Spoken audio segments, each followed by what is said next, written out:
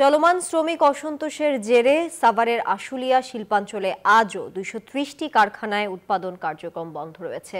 তবে খোলা রয়েছে বেশিরভাগ পোশাক কারখানা। পুলিশ জানিয়েছে, আজ কোথাও সড়ক অবরোধের মতো ঘটনা ঘটেনি। সতর্ক পাহারায় রয়েছে পুলিশ সহ যৌথ বাহিনীর সদস্যরা। বৃহস্পতিবার সকাল থেকে সাভার আশুলিয়া শিল্পাঞ্চলের অধিকাংশ কারখানায় কাজে যোগ দেয় শ্রমিকরা। এছাড়া ঢাকা ইপিজেডের কারখানাগুলো চালু থাকায় শ্রমিকরা কাজ করছে নির্বিঘ্নে। যেমনি কাজ করতেছি আমরা যেন কাজ চলে, আর কারখানা বন্ধ হয়ে গেলে আমরা চলবো কিভাবে? আমাদের সংসার তো চলবে না। কারখানা আমাদের ভালোভাবে চলবি, আমাদের মালিকও ভালো থাকবে, আমরাও ভালো থাকবো।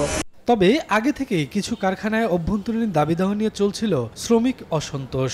সেসব কারখানার শ্রমিকরা আজও কাজে ফিরেনি।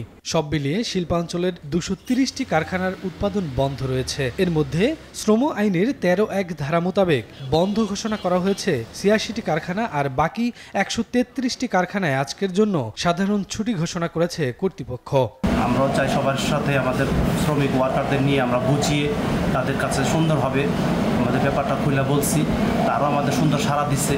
তারাও বলছে যে না, আমরা ফ্যাক্টরির সুন্দরভাবে আমরা কাজ করব।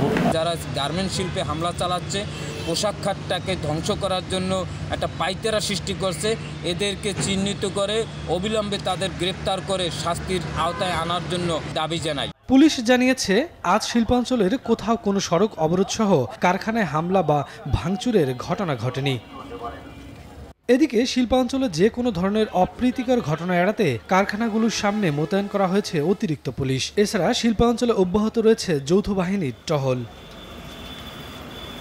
Desk report, news 24।